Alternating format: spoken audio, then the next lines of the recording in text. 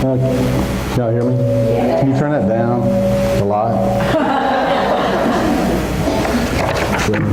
Okay. Gary tried to find the best speaker he could for y'all today, but obviously he failed, so we'll see how this goes.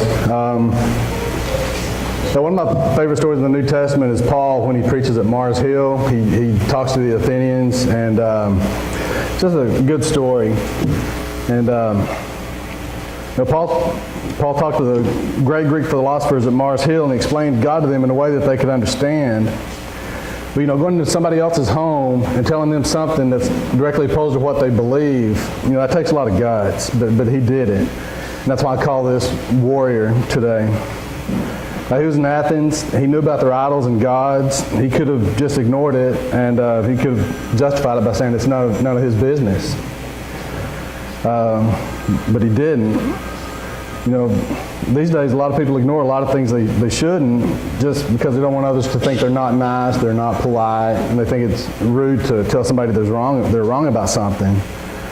And a lot of people just don't want to do it because then they have to defend their own positions and they don't want to go to that much trouble.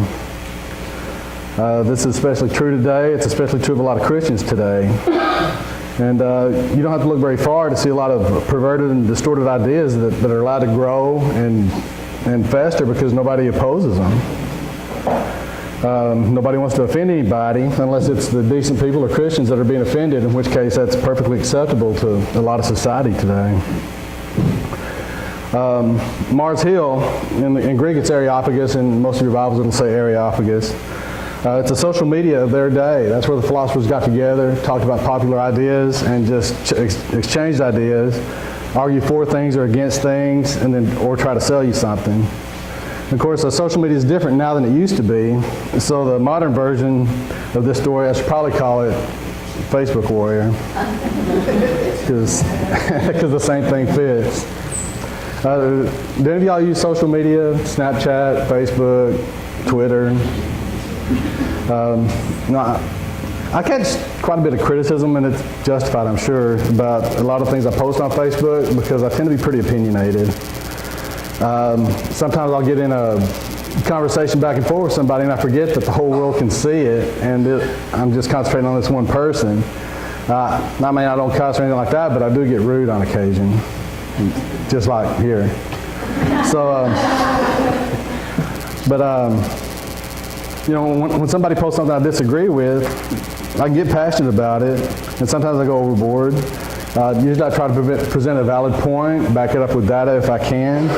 I put examples down, and then a lot of the time I'll present this beautiful argument, and the person I'm talking to will come back with something like, well, yeah, I can't refute what you say, but you're stupid, or something like that. And if somebody responds to me like that, I tend to lower myself to their level, and I think I'm pretty good at it. But I know it's not the best response, but sometimes that's all people will hear. And so, I'll see a scientific article I disagree with, and I'll reply to it, make a comment. But why do I do that? Because I'm not scientifically trained. I haven't been to college. I don't know science, so. What qualifies me to argue about evolution, creation, anything like that? If I disagree with it, why don't I just ignore it, let it go, and let somebody else worry about it? Well, my answer is, if I don't believe it, and I think they're dangerous ideas, I should be able to do something about it. And if I can back it up with evidence, it's even better. Somebody posts something blasphemous or just outright lies about God, Jesus, or Christians in general. Why don't I respond to that when I'm not theologically trained? I haven't been to Bible college. I've done Bible studies, but I'm not a scholar by any means. So what qualifies me to try to take up for God? If a comment's not true, then why does it concern me? Well, my answer is some things need to be set straight. False statements that are left alone and not challenged can affect the beliefs of other Christians. Especially the new Christians or weak Christians that don't know any better. And again, the question is, why me? Well, because I read books, I look things up, I study things. I don't take everything at face value. And the bottom line is, if this will work. No, come on, please.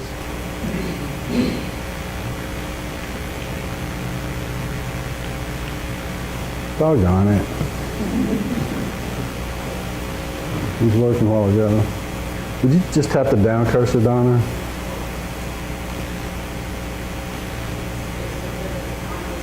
Okay, put the mouse over on the other screen and just click it.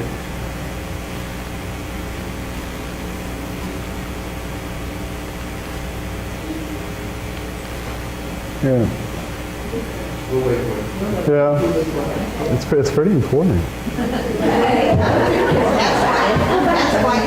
Oh, and let me, I noticed a couple of visitors here today. I promise you I'm not the preacher, so this doesn't happen this often. Donna, just roll the mouse to the other screen and click it. Did it do? Okay, there we go. Okay, why me? Because I don't know everything, but I do know some things. You know, people post morality posts that I disagree with, rude people, immoral ideas, abortion, socialism, misrepresentation of things I believe in. You know, why don't I just leave it alone, ignore it, and just not look at it? Well, that would be because I was raised in a moral time, in a moral town, in a moral family, and I think I've got a pretty firm grasp of what morality is supposed to be, and a lot of things I see today aren't moral. And like I said, some things just need to be set straight just for the sake of being right. Or maybe, just maybe, I have turned into a crotchety old man. So, I'm hoping that's not it, but so why don't I just ignore these comments that I disagree with and only promote and push the ones that I already agree with? Well, here's one reason. Acts 17:16 said, but awaiting them in Athens, Paul's spirit was pained within him, seeing the city full of idols. Okay, so here's Paul just waiting in Athens for Silas and Timothy to show up. He's not looking for trouble. He's sightseeing, taking into tourist attractions, and he sees something that goes against what he knows to be true. You know, something like that, you just can't leave it alone. God hates false idols, and Paul decided to do something about it. When I see a Facebook post that states evolution is fact, absolute fact, or abortion is good, or God is imaginary, just like Paul, my spirit is pained within me. I can't let that go.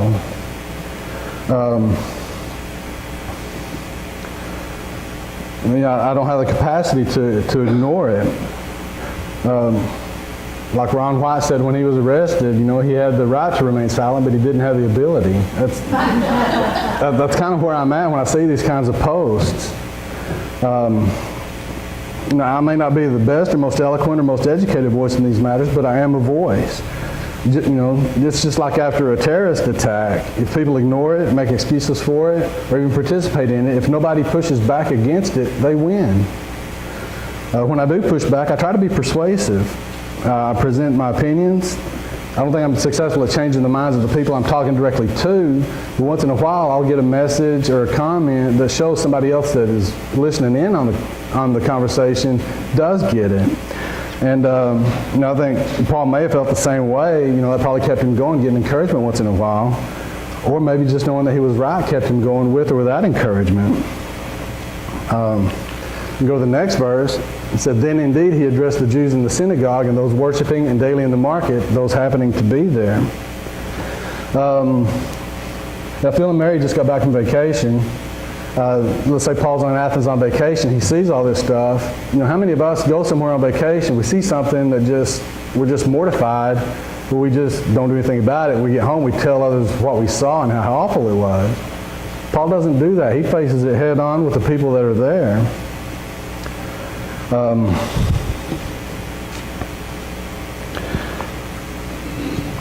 But he didn't try to start a fight. He just pointed out something he thought was wrong.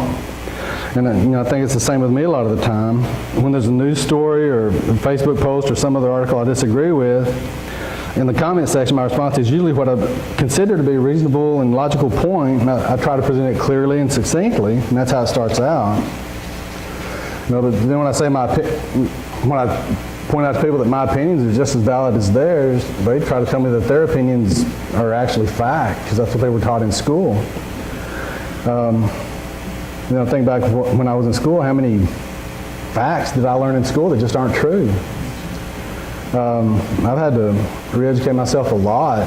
I mean, factual stuff in science, how often do scientists turn 180 degrees on something they said is true for the last 20 years, all of a sudden it's not true anymore. You don't get that with the Bible. What was true then is true now. And look at today, look at the things that have always been fact that all of a sudden aren't fact. How many genders do you think there are? Things like that. How many times in the last 40 years have we been told the world was going to end in 5 or 10 years? And I don't think it's happened yet. If it did, I missed the rapture. And so when I see things like this, if I disagree with it, I can't leave it alone. I have to at least say what I think. And then when I call others out on it, how do they respond to what I said? Pretty much like they did in Athens. Certain philosophers and Epicureans and from the Stoics met him. They met Paul, and some said, "What will this babbler say?" I get that a lot. Others said, "Well, he seems to be an announcer of foreign demons because he preached Jesus and the resurrection to them." People that consider Jesus, resurrection, and all that, there are people that consider that just nothing more than mythology, and I can't let that go. Solomon was right when he said in Ecclesiastes, there's nothing new under the sun. People who didn't know Jesus accused Paul of promoting demons. They're hearing the open exchange of ideas on social media, especially Facebook and Twitter. A lot of people still call God and Jesus foreign, if not foreign demons, they call them imaginary, which I think is just as bad. And back then, the area of open exchange of ideas was called Areopagus, Greek for the hill of Ares. And we hear it called Mars Hill, and that's the Roman version of the Greek gods. And so, my guess is that Areopagus is like the social media of their day.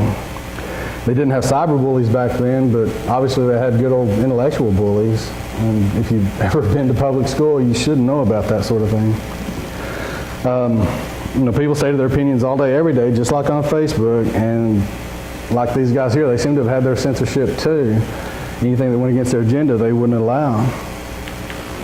So taking hold of him, they led him to the Areopagus, saying, "Are we able to know what is this new doctrine of which you speak? For you bring certain strange things to our ears. Therefore we are minded to know what these things mean. For all the Athenians and strangers who were there spent their time in nothing else except to tell or to hear something newer." How many of us are addicted to information? You got news at your fingertips 24 hours a day. TV, radio, computer, cell phone. I can get it on my watch now. That's how crazy things are getting. Man, have you ever sat down just to check your email before you go to bed, and before you know it, it's been 2 or 3 hours? That's never happened to me, but I've heard that it does happen. Just like then, now just like then, anyone who offers new and compelling information are given center stage. What was it like to present new ideas at the Areopagus among the greatest thinkers of the age? I think this is a pretty good example, if y'all will indulge me here. Imagine a stranger showing up in Athens at the Areopagus, challenging these intellectual geniuses. And here's a film clip of someone that did just that.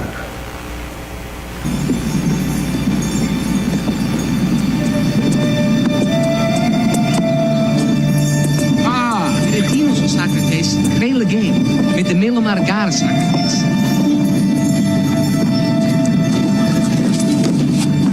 Velosaste Socrates. Socrates. Hey, we know that name. Yeah. Hey, look him up. Oh, it's under Socrates. Oh, yeah. Socrates. The only true wisdom consists in knowing that you know nothing. That's us, dude. Oh, yeah. Let's bag him. Yeah. Hoshido, tes klepsidras, Hymu, Emon, Emerai.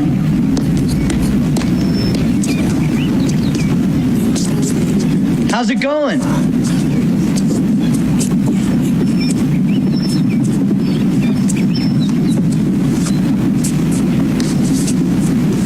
I'm Bill.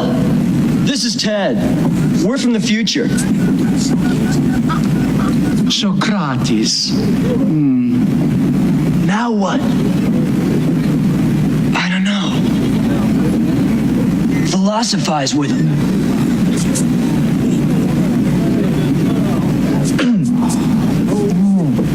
All we are is dust in the wind, dude.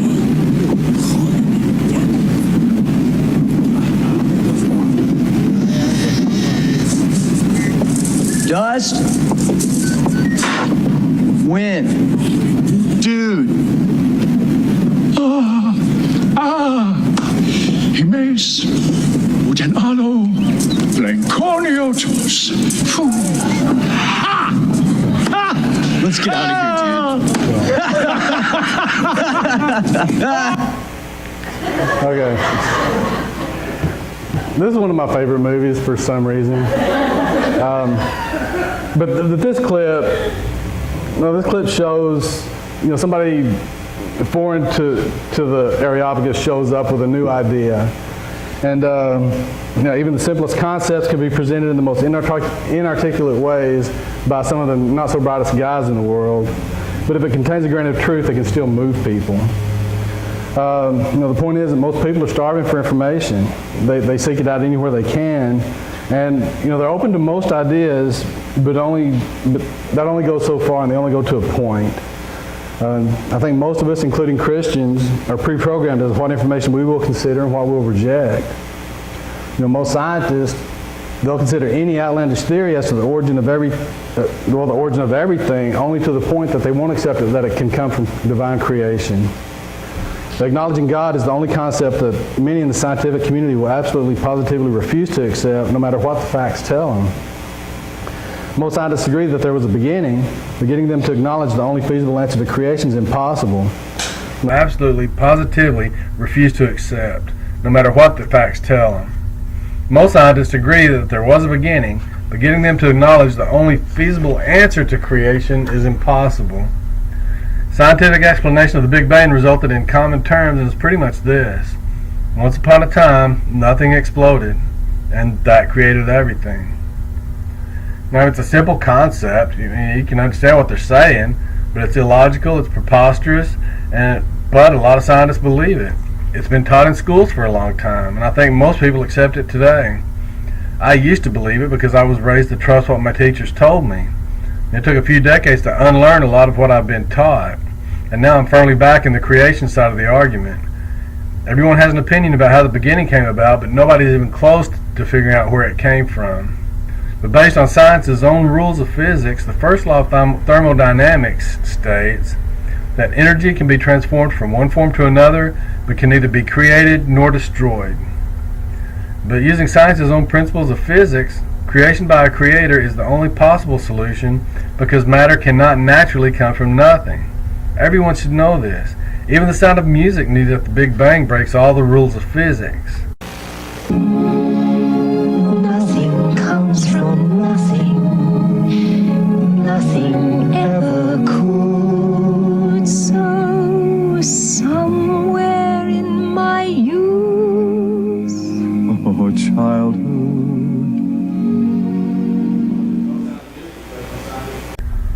One theory that's taken seriously is that an alien life form like microbes from distant galaxies could have arrived on asteroids that crash into the Earth, and that must have been the beginning of life that's evolved into us over the billions of years.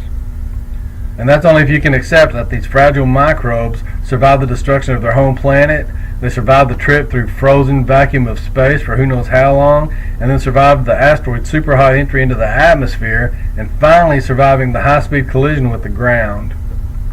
Now, in scientific culture, this is actually accepted as more legitimate than divine creation. But even that ludicrous idea doesn't answer the beginning of all life, but it puts their minds at ease because they think it's another opportunity for them to deny God. And just in case you think I'm overstating it, here's a screenshot of the web address of an article from National Geographic. A lot of people believe everything National Geographic prints, and it's the National Geographic Alien Life article. Now, it's not just scientists who are closed-minded. Many Christians will accept any doctrine they think sounds nice. They'll alter their beliefs in the Bible to match what science tells them. A lot of Christians believe evolution. A lot of Christians believe the Big Bang and the 14 billion year old universe. But it's tough to weed out false teachings. First and foremost, ask yourself if it agrees with the Bible or if it conflicts. It's not always bad science, though. Sometimes I've found that a conflict may be because I misunderstand the biblical concept, and that's when I have to find out stuff from people a lot smarter than I am. You know, there are some good sources to gather information from, but you have to be careful and you have to be vigilant. Now, here's something I like to use from time to time. Answers in Genesis, Creation Ministries International, Creation Museum, the Institute for Creation Research. And on YouTube, there's a whole series of Kent Hovind videos that I find fascinating. Just go to the search bar on YouTube and type Creation Seminar Kent Hovind. There are quite a few creation seminar videos, and some of them overlap on the information. But just be ready for a lot of scientific principles presented in an understandable manner, in everyday language, lots of illustrations, graphs, photographs. His jokes are worse than mine, but there's that. With so much false, misleading, and mistaken information out there, what can we do? One of my favorite Christian writers, Chuck Missler, usually says at the beginning of a lecture to write down Acts 17:11 at the top of the page, because that's the verse that tells us not to believe a word Chuck Missler tells us. 17:11. Don't believe a word Chuck Missler tells us. And when we get any new information, no matter how good it sounds, we can use those websites and videos I had up a while ago to see how the explanations agree biblically, and then be like the Bereans. So here's the verse in its original translation. Now these Jews in Berea were more noble than those in Thessalonica. They received the word with all eagerness, examining the scriptures daily to see if these things were so. You know, it's usually good to believe what preachers tell us, but just like things we learn in school, we can't trust people to always tell the truth. I'm not calling them liars, I'm just saying that a lot of people are wrong in their conclusions of their information. You can trust me though, you don't have to look any of this up. I'm telling you the truth. Seriously though, we have to investigate. The Bereans were very thorough in their investigation of information, but they had their limits too. Anything that conflicted with the scriptures was out of bounds and unacceptable. Remember that the only scriptures they had were the Old Testament. Now we have the entire Bible, and that's what we need in our life, an unwavering standard that everything else is measured against. So now Paul presents this unwavering standard. And he says, standing in the middle of the Areopagus, Paul said, "Men, Athenians, I see that you are fearful of gods in everything. For as I passed by and saw the things you worship, I also found an altar with this inscription, to the unknown God. Not knowing then whom you worship, let me make him known to you." Now, here's an example of how Paul talked to the Greeks on their own turf, in their own language, with their own concepts. He gave them a brand new philosophy in terms they understood. He didn't use Scripture as the reference because Greeks didn't recognize Scripture as the authority. He used the logic and reasoning they worshipped to tell them what they knew to be true and left it to them whether to accept it or deny it. He said, "You have an unknown God? I know him. Let me tell you about him." Of course, there's going to be a lot of huffing and mockery, but they get it. Will they accept it?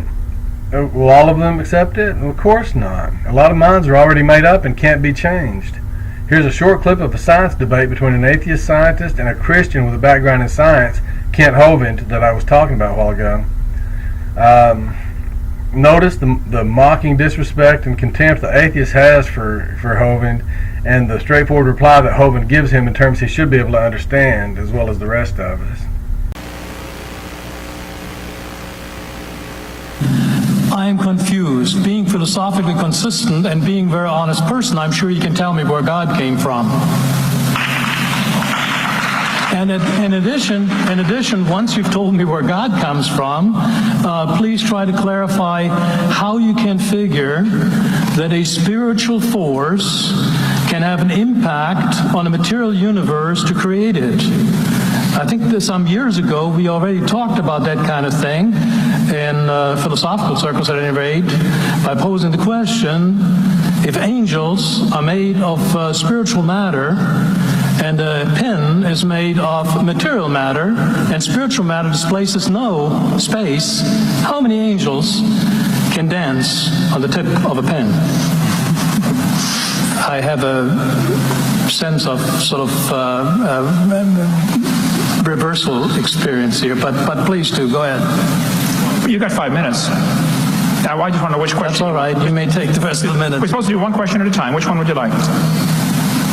That was part of the format for the debate. So which I want you to fill in the story of the rest of the beginning of the universe. God, spiritual matter, impact on material matter. Okay, so 2 questions. All right. Go ahead. All right, your question, where did God come from, assumes that you're thinking of the wrong, obviously it displays that you're thinking of the wrong God, because the God of the Bible is not affected by time, space, or matter. If he's affected by time, space, or matter, he's not God. Time, space, and matter is what we call a continuum. All of them have to come into existence at the same instant, because if there were matter but no space, where would you put it? If there were matter and space but no time, when would you put it? You cannot have time, space, or matter independently. They have to come into existence simultaneously. The Bible answers that in 10 words. In the beginning, there's time. God created the heaven. There's space, and the earth. There's matter. So you have time, space, matter created, a trinity of trinities there. Just, time is past, present, future. Space has length, width, height. Matter has solid, liquid, gas. You have a trinity of trinities created instantaneously, and the God who created them has to be outside of them. If he's limited by time, he's not God. The guy who created this computer is not in the computer. He's not running around in there changing the numbers on the screen, okay? The God who created this universe is outside of the universe. He's above it, beyond it, in it, through it. He's unaffected by it. So the concept that a spiritual force cannot have any effect on a material body, well then I guess you'd have to explain to me things like emotions and love and hatred and envy and jealousy and rationality. I mean, if your brain is just a random collection of chemicals that formed by chance over billions of years, how on earth can you trust your own reasoning processes and the thoughts that you think? Okay, so your question, where did God come from, is assuming a limited God, and that's your problem. The God that I worship is not limited by time, space, or matter. If I could fit the infinite God in my 3-pound brain, he would not be worth worshiping, that's for certain. So that's the God that I worship. Thank you.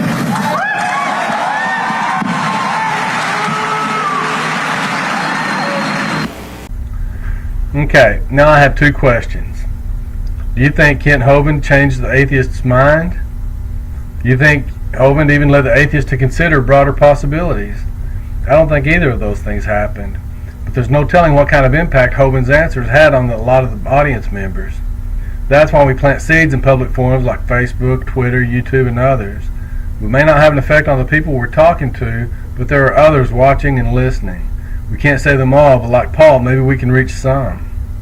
And as for the ones who will not be moved, do you know that some people just will not change their minds no matter how much evidence you can show them? I griped about the schools a while ago, but let me tell you about a university study on this subject that's actual research and not funded propaganda. The title itself says a lot.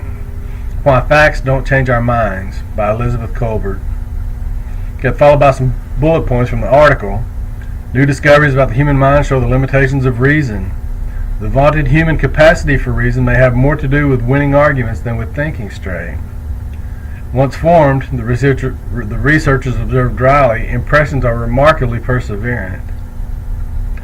And then, even after the evidence for their beliefs has been totally refuted, people fail to make appropriate revisions in those beliefs.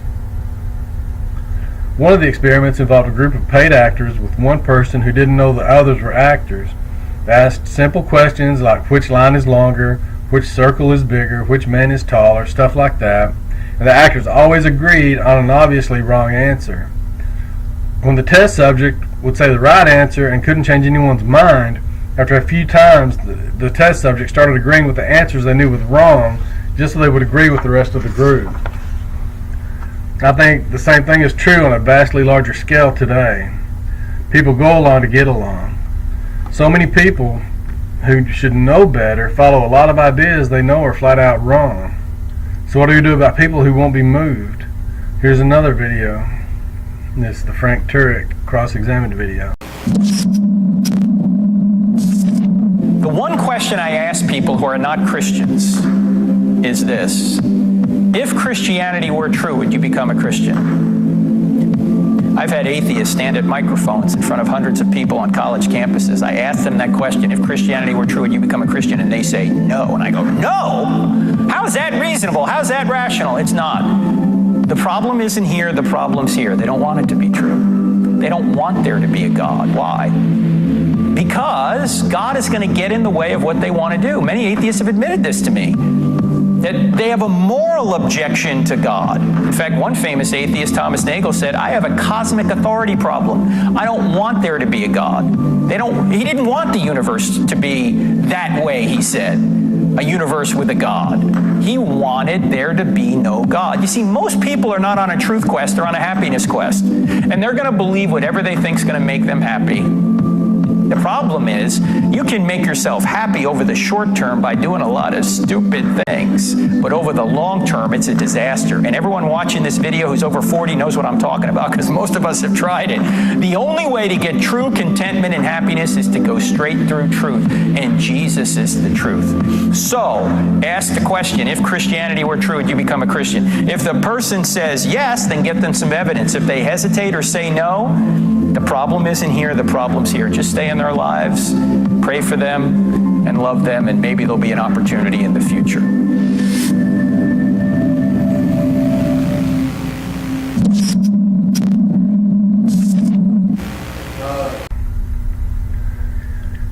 We learn from the Bible that we're not responsible for the harvest, but we'd better at least be planting seeds.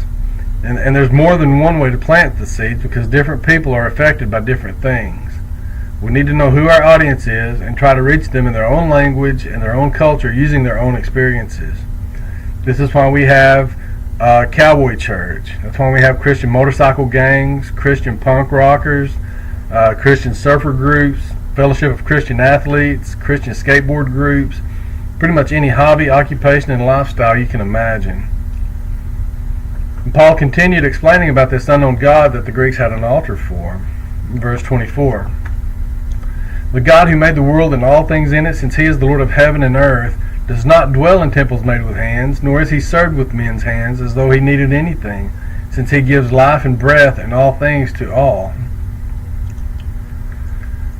That's what I've been talking about. Paul is telling these educated philosophers everything they need to know about creation that they don't already know. This Almighty God is all-powerful and created everything.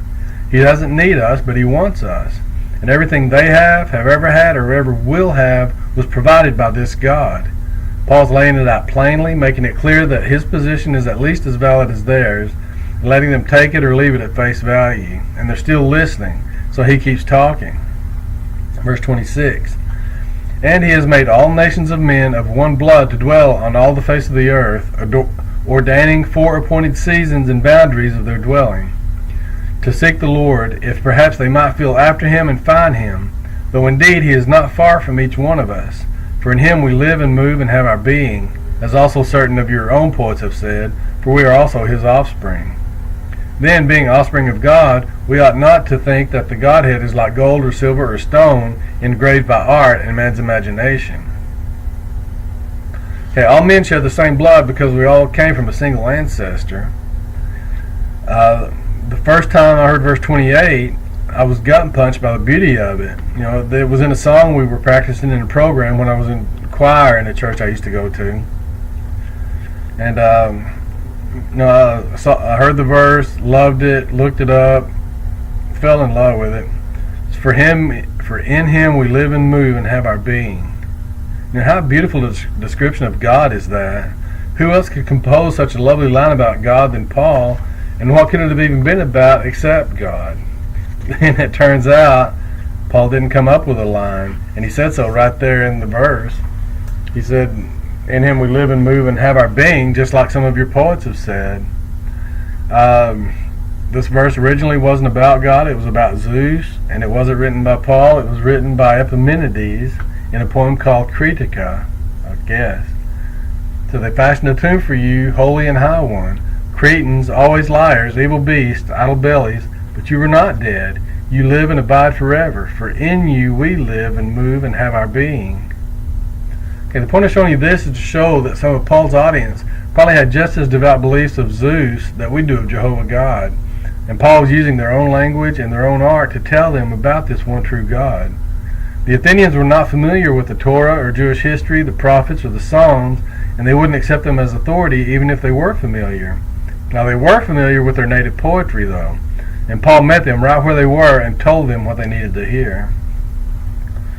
Verse 30 says, "Truly then, God overlooking the times of ignorance, now he strictly commands all men everywhere to repent, because he has appointed a day in which he is going to judge the world in righteousness by a man whom he appointed, having given proof to all by raising him from the dead." Well, there it is, the whole message in a nutshell. God forgives the past and commands repentance of everyone because the end is coming. And the one action that could save everyone was a belief in the one man that God had raised from the dead. The same man that is qualified to judge the world. And how do you think the practical, logical Athenians received this startling news? Verse 32, "And hearing of a resurrection of the dead, some indeed mocked." Okay, did you see that coming? And if you get out of your comfort zone, like in a pulpit or something, and try to share your Savior with others, and they mock you or laugh at you, what do? Do you quit? Do you reply right back at them in kind? Are you sarcastic, nasty, and mock them right back? Or do you just walk away? Well, let me finish the sentence here. "Yeah, some indeed mocked, and others said, 'We will hear you again concerning this.' And so Paul departed from them. But certain men joined themselves to him and believed, among whom were Dionysius the Areopagite, and a woman named Damaris, and others with them." Now I'd be willing to bet that Dionysius, Damaris, and the others were probably not the people Paul was speaking directly to, but they definitely heard what he was saying. So don't be afraid to share what you think on social media. You won't reach everybody, but you might reach somebody. Plant the seeds, tend the crop, and try to be around when the harvest is ready. Not that there's any way to prove God to someone else, especially if they don't want God proved, but it's up to God to prove himself to them. And it's up to each individual to accept it or reject it. All we can do is have faith, but that's all the other side can do too. Have faith in something that can't be proven. I think our side is a lot more stable and consistent.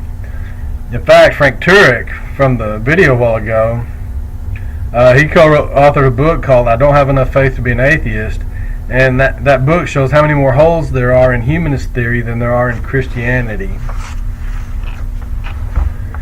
So the next time you hear or read something you think is blatantly false, blasphemous, or misleading, what are you going to do about it? Are you going to ignore it and let it spread? What is that going to do for the new Christian who is just learning, or the weak Christian who is questioning, or the wavering atheist who is bolstered by it? The faith they're trying to build can be destroyed by these things if it's not resisted. So do you ignore it, or do you plant your own seeds to compete with it and push back? James 4:17 says, "So whoever knows the right thing to do and fails to do it, for him it is sin." So do you know the right thing to do? Let's pray.